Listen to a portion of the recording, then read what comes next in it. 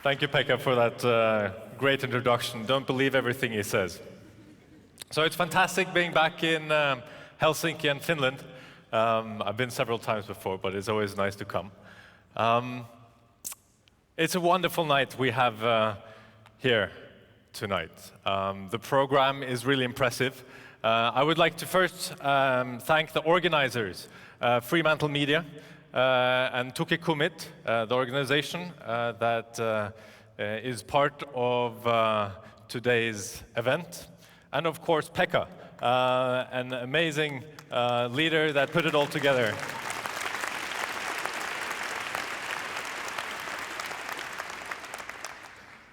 Tuke Kumit, as you know, worked to empower young people.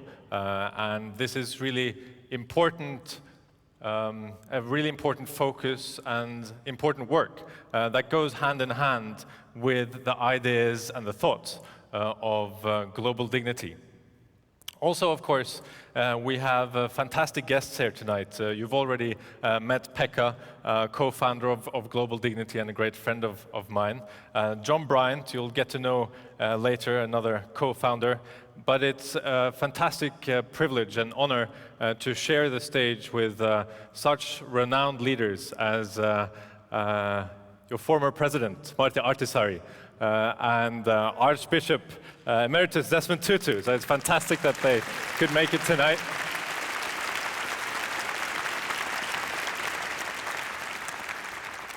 That's really quite special. So I'm looking forward to that just as much as all of you are. Now, we also have a few artists here. Mana is going to be here, and Nadira X. So I think the program is really excellent. I wanted to take you back and talk a little bit about where this all started. A few years back, 6 years back, we were gathered together by the World Economic Forum in something called Young Global Leaders, where around 125 leaders from around the world were gathered in Zermatt to face and talk about some of the major issues of our time.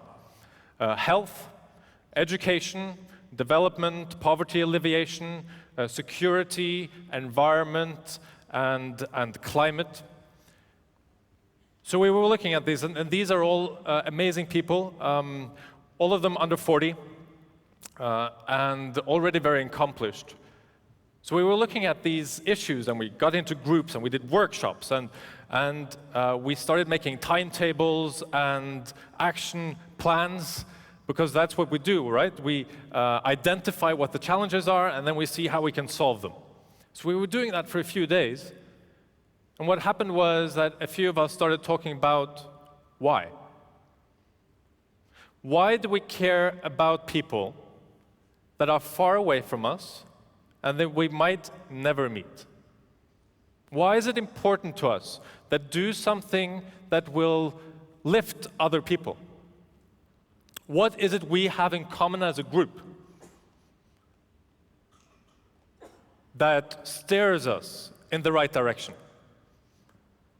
So Pekka, John, and I started talking about this, and we wanted to find a foundation and the ethical compass, the source of positive change. So we looked at our heroes, Martin Luther King Jr., Gandhi, as mentioned, Mother Teresa, Nelson Mandela, Desmond Tutu, President Ahtisaari, peace negotiations. What do they all have in common? Why do we respect them so much, and why do we look up to them as leaders? Well, what we came down to as sort of the core of this was that they are all working to strengthen other people's dignity. That's why they became thought leaders and leaders of their time. So we wanted to tap into that resource and operationalize it so that we all could find some of that energy and use it. So we started talking about how we're going to do that, and we are trying to do three things. We are trying to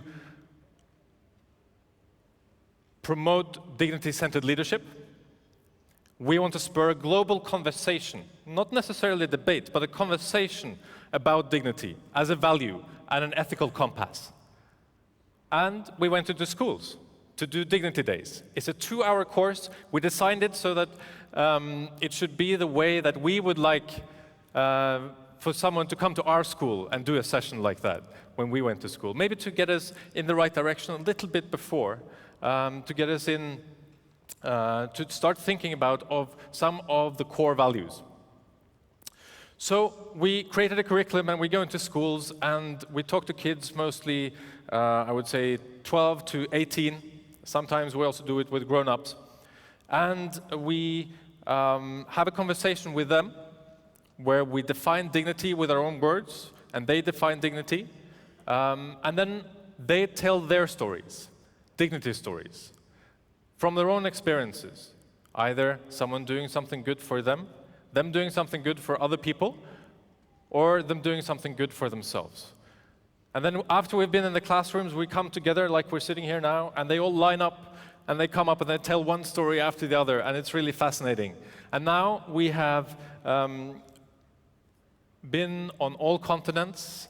Tomorrow is Global Dignity Day. We're hoping to reach more than 50 countries, more than 100,000 students will be through the program. And Pekka and John and I will go to Norway tomorrow to do a school there, a dignity session at a school there in Oslo. So that's basically how it works. So I'm going to tell you one story that might be passed as a dignity story. I was traveling in South Africa a few years back. And I was working with a fundraising campaign in Norway that were raising funds for HIV/AIDS project. And we went into a township, a very poor area outside of Durban. And we met with a man called Cedric. He was around my age. And I remember when I met him, I thought, this is someone I can relate to. You know, if I lived here in this village, I think I would try to become Cedric's friend. And he invited me into his house, which was more like a shack, less than half of this stage.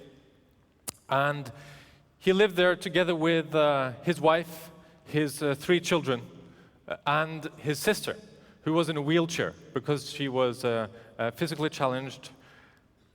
And he looked me in the eye. And he told me that he was HIV positive. In this area, they didn't have access to drugs, so that meant that he didn't have much longer to live. And he also said that his wife was HIV positive. And he looked me in the eye and he said, please do everything you can for people like me, because it's hard. He was worried about what would happen to his children. He was worried about what was going to happen to his sister when both his wife and him were not amongst us anymore.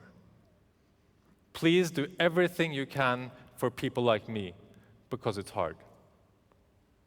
2 things struck me when he told me his story. One was that he is not speaking only for himself. He is speaking for everyone that's living in extreme poverty. Everyone that's living in a very difficult life circumstance. And the second thing that struck me was that he is not really talking to me. I mean, he was talking to me.